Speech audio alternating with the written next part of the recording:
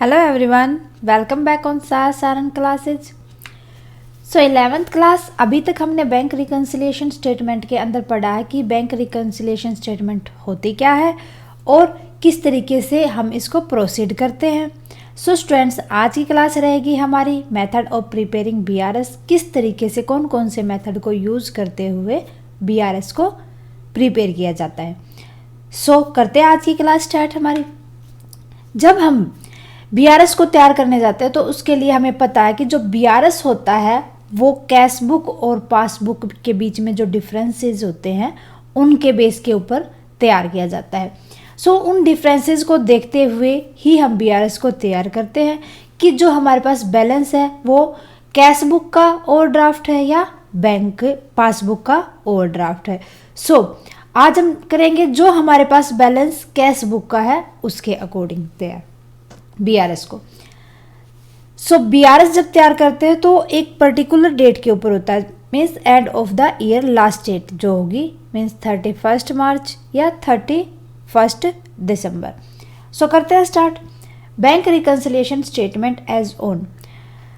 अब हमारे पास क्या है, कैश बुक का बैलेंस है। सो सबसे पहले डाल देंगे balance as per cash book. अब हमें देखना कि कौन सी आइटम को ऐड करें, कौन सी आइटम को लेस करें। सो ऐड करेंगे हम उन आइटम्स को जिनकी एंट्री हमने पासबुक के अंदर तो क्रेडिट कर दिया था लेकिन उसकी रिकॉर्डिंग हमने कैश बुक के अंदर नहीं की थी, या जिनको हमने कैश बुक के अंदर तो क्रेडिट कर दिया था लेकिन उनकी रिकॉर्डिंग हमने पासबुक के अंदर नहीं की थी, उनको ऐड कर देंगे। माइनस कर देंगे जिनको हमने डेबिट कैश बुक के अंदर कर दिया लेकिन उसको रिकॉर्ड नहीं किया पासबुक के अंदर। सो डेबिट से मीन्स क्या होगा, यहाँ पर हमने खर्चे में तो दिखा दिया कैश बुक में कैश गया लेकिन उसकी रिकॉर्डिंग हमने बैंक अकाउंट में ना जाके बैंक वालों ने कोई मिस्टेक कर दी वहाँ नहीं की। सो इसी तरीके से पासबुक में डेबिट कर दिया लेकिन उसको कैश बुक के अंदर रिकॉर्डेड नहीं किया, उनको भी माइनस कर देंगे। ओके, देखो add item credit in passbook but not recorded in cash book and less कर देंगे item debit in cash book but not recorded in passbook. इसी तरीके से पासबुक में हमने डेबिट किया लेकिन उसको कैश बुक के अंदर रिकॉर्ड नहीं किया। फिर वापस से ऐड करेंगे जो आइटम हमने क्रेडिट कैश बुक के अंदर तो की है बट उसको पासबुक के अंदर रिकॉर्डेड नहीं किया। मीन्स अब हमें सिचुएशन देखनी है कि जिससे हमारे मीन्स कैश तो चला गया लेकिन हमने उसको बैंक में एंट्री नहीं की, वो कैश बैंक ने क्यों नहीं की। सो मान लो कि हमारा जो चेक था वो डिसऑनर हो गया। ओके, सो हमने एंट्री तो कर दी उसकी, कैश हमारे पास आया नहीं, अब डिसऑनर हो गया तो वहाँ से मिसअंडरस्टूड होएगा, सो वहाँ से भी उसको डिडक्ट लेस कर देंगे। सो इस तरीके से हमें देखना कि किसका इफेक्ट, जो हमने एक्स्ट्रा ऐड कर दिया उनको माइनस कर देंगे, जिनको हमने माइनस कर दिया था उसको ऐड कर देंगे। आइटम को समझना है, उसके अकॉर्डिंग एंट्री होगी।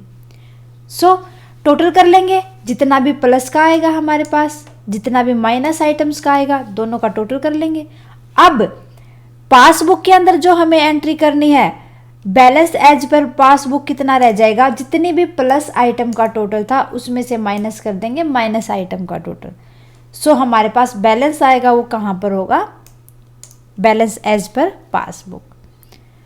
सो ये था बैंक रिकन्सिलिएशन स्टेटमेंट तैयार करने का मेथड। अब बात करते हैं कि जो हमारे पास फाइनल रिजल्ट आया उसका मीन क्या होता है। एज ए नोट हम उसको डिनोट कर देंगे। अगर हमारे पास प्लस आइटम्स का टोटल माइनस आइटम से ज़्यादा है, सो जो डिफरेंस होगा वो क्रेडिट बैलेंस होगा पासबुक का, मीन्स फेवरेबल बैलेंस होगा पासबुक के अंदर।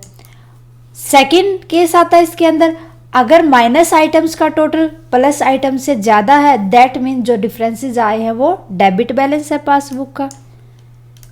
सो ये बैंक के लिए अनफेवरेबल होता है, मीन्स ओवरड्राफ्ट के अंदर चला जाएगा।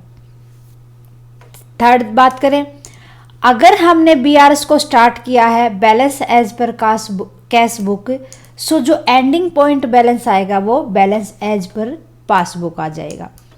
सो इसका उल्टा करते हैं, अगर हमने बीआरएस को स्टार्ट किया है बैलेंस एज पासबुक, सो उसका एंडिंग बैलेंस आ जाएगा balance as per cash book. Okay, फिर बात करते हैं फोर्थ पॉइंट पे। जो डेबिट बैलेंस, अगर हमारे पास कैश बुक का डेबिट बैलेंस है दैट्स मीन हमारे पास बैलेंस फेवरेबल है, प्लस बैलेंस है। अगर क्रेडिट बैलेंस है कैश बुक के अंदर मीन्स अनफेवरेबल है, सो माइनस बैलेंस है। अगर डेबिट बैलेंस है पासबुक का, इसका मतलब अनफेवरेबल है। जो ये उल्टा होता है, कैश बुक का डेबिट बैलेंस फेवरेबल होगा और पासबुक का क्रेडिट बैलेंस फेवरेबल होगा। कैश बुक का क्रेडिट बैलेंस अनफेवरेबल होगा, माइनस बैलेंस होगा। पासबुक का डेबिट बैलेंस अनफेवरेबल होगा, माइनस बैलेंस होगा। इनका उल्टा रिलेशन होता है, कैश बुक का डेबिट देन पासबुक का क्रेडिट, कैश बुक का क्रेडिट देन पासबुक का डेबिट। ओके, सो स्टूडेंट्स ये था मेथड जब हम प्रिपेयर करते हैं बीआरएस को। उम्मीद है कि आपको अच्छे से समझ आया होगा स्टूडेंट्स। ओके स्टूडेंट्स, इसी उम्मीद के साथ मिलते हैं नेक्स्ट क्लास में। आज के लिए बस इतना ही। स्टूडेंट्स आप हमें कमेंट करके बता सकते हैं कि आपको हमारी क्लासेस कैसी लगी, और साथ के साथ कमेंट करें अगर आपकी कोई क्वेरी है तो। स्टूडेंट्स क्लासेस पसंद आए तो अदर स्टूडेंट्स के साथ शेयर भी करें क्लासेस को और लाइक भी करें। Okay students, thank you very much. मिलते हैं नेक्स्ट क्लास में।